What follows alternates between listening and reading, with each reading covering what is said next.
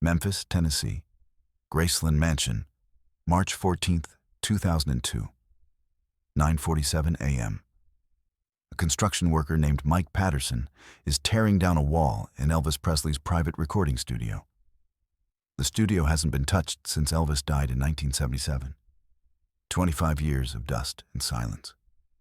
Mike's sledgehammer hits the wall, the plaster cracks, and something falls out, a metal box, heavy, locked with a padlock. Mike calls his supervisor. They call Graceland's curator. The curator calls Priscilla Presley. "We found something," the curator says. "Something Elvis hid." Inside the box, wrapped in a cloth, are 47 cassette tapes.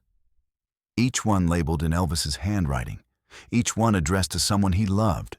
This is the story of those tapes. The goodbye messages Elvis Presley recorded but never had the courage to give away. And what they revealed about a man who knew he was running out of time. To understand why Elvis made these tapes, you have to go back to February 1977, 5 months before his death. Elvis was falling apart. Everyone could see it. He was overweight, addicted to prescription drugs. His performances were erratic. But what nobody knew was that Elvis had started having premonitions. Dreams where his mother Gladys would appear and tell him, "It's almost time, son." Panic attacks where he couldn't breathe, convinced he was about to die. His doctor, Dr. Nick, tried to reassure him. "You're only 42, Elvis. You have decades left." But Elvis didn't believe it. According to Charlie Hodge, one of Elvis's closest friends, Elvis started acting strange in February. He would sit alone in his studio at 3 a.m., playing his guitar softly, talking to himself, writing lists, organizing his affairs. One night, Charlie walked in and found Elvis crying. "What's wrong?" Charlie asked. Elvis looked up. "I need to say goodbye," he said, "but I don't know how." Charlie didn't understand what he meant. Not until 25 years later, when those tapes were found.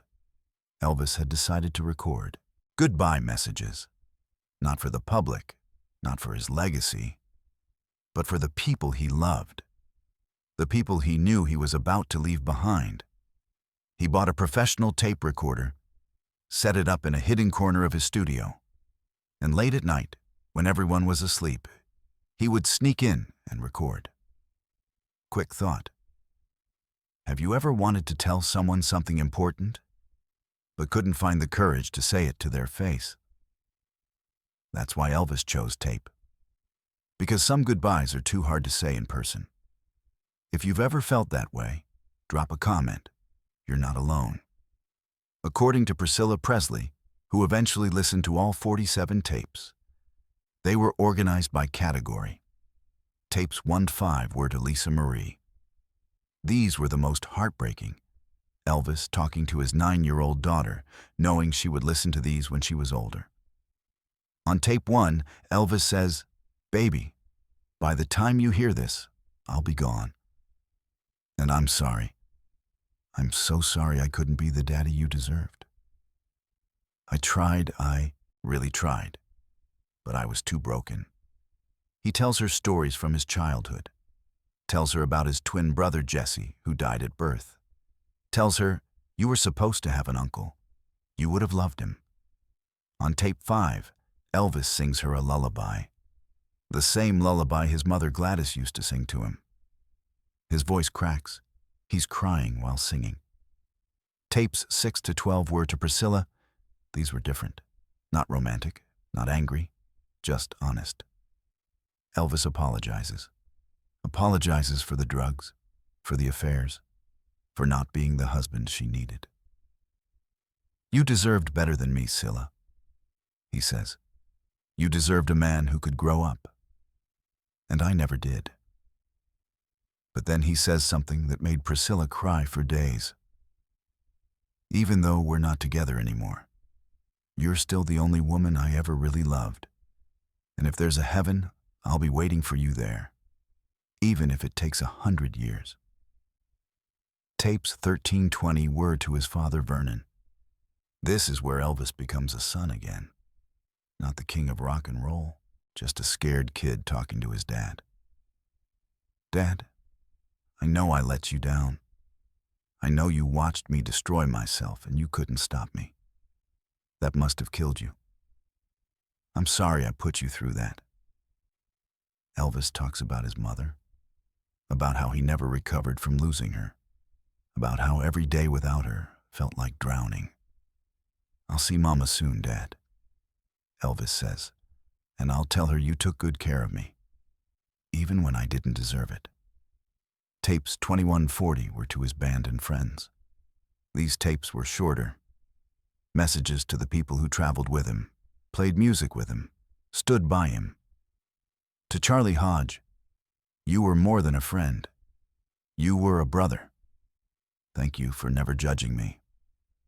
To James Burton, you made me sound better than I was. You made me look good even when I was falling apart. To Red West, I'm sorry I fired you. You were trying to save my life, and I was too proud to see it. Each tape was personal, specific, thanking them for something, apologizing for something, saying goodbye. Tapes 41 to 46 were to his fans. These tapes weren't addressed to anyone specific, just to the people who loved my music. Elvis talks about how strange it was to be famous, how he never wanted to be a symbol or an icon. He just wanted to sing. I hope you remember the music, he says. Not the mistakes, not the pills, not the end. Just the music. Because that was the only thing I ever did right.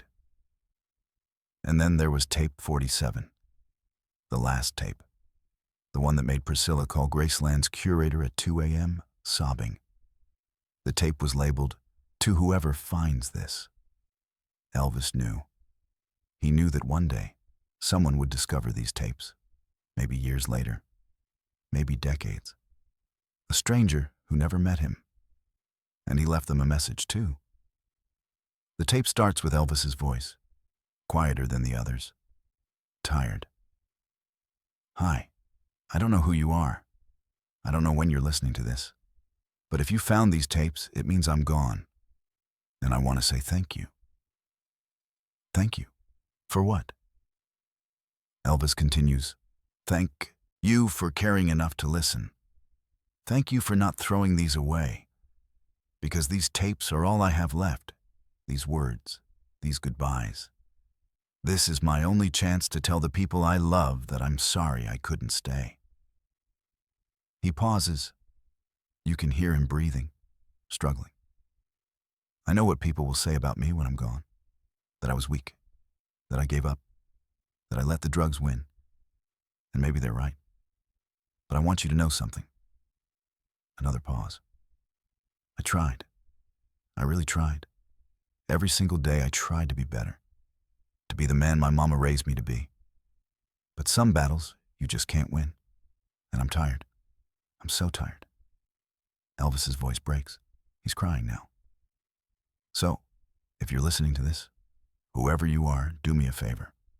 If you're struggling with something, if you're barely holding on, don't give up. Not like I did. Because the people who love you, they'll never be okay. They'll carry your death for the rest of their lives. And that's the real tragedy. He clears his throat, tries to compose himself. Anyway, I don't know why I'm telling you this. I guess I just needed someone to hear it. Someone who doesn't know me.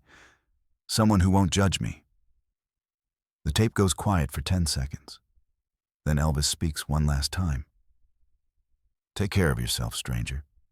And remember, we're all just trying to get through this thing called life. Some of us just don't make it all the way. The tape clicks off. That was the last thing Elvis Presley ever recorded. A message to a stranger. A final goodbye to the world. Quick thought. Imagine finding a message from someone who died before you were born. A message meant for you, even though they never knew your name. That's what tape 47 was. A message across time. If that doesn't move you, I don't know what will. Hit that like button if you're feeling this. When Priscilla Presley listened to all 47 tapes in 2003, she made a decision. She would never release them publicly. These were meant to be private, she told the Graceland board. Elvis didn't record these for the world. He recorded them for us, and I'm not going to betray that. But she did do one thing. She played the tapes for the people Elvis addressed. Lisa Marie, now 35 years old, listened to her father's voice for the first time in decades. She later said, "It was like he was in the room with me, like he'd been waiting 26 years to finally say goodbye. And when I heard him sing that lullaby, I broke. Because I realized he did love me. He just didn't know how to show it." Vernon Presley had already passed away in 1979. But Priscilla played his tapes at his grave, standing there alone, letting Vernon's son speak to him one last time. The band members who were still alive, Charlie Hodge, James Burton, Ronnie Tutt, each received their tapes. Charlie Hodge said, "I knew Elvis loved me."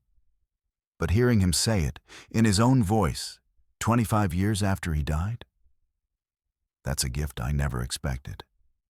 And I'll carry it with me for the rest of my life. As for tape 47, the one addressed to the stranger, Priscilla kept it. She plays it once a year, on August 16th, the anniversary of Elvis's death. She says, "That tape reminds me that Elvis wasn't just a king. He was a human being who was scared, who was lonely, who was trying his best. And that's how I want people to remember him."